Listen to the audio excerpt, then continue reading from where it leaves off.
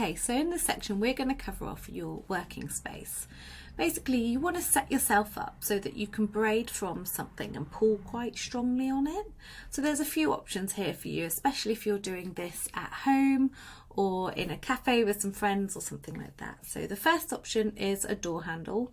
You want to make sure you're working on the closed side of the door so it's not going to ping open in your face, and don't forget to tell somebody that you're working on the other side of it.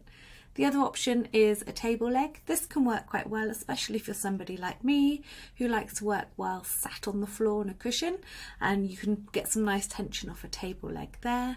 And the other option is a chair. Now, if you're using a chair, if it's not a particularly heavy chair, you might want to ask a friend to sit on the chair for you so that you can really get that tension going from the chair. And what you're going to need to do is get another piece of thread. So it doesn't necessarily have to be your nice embroidery threads, but it can be a piece of your cotton innards or just a general piece of string or twine. And you're going to cut a piece about 30 centimetres in length, and you're going to wrap that round the chair.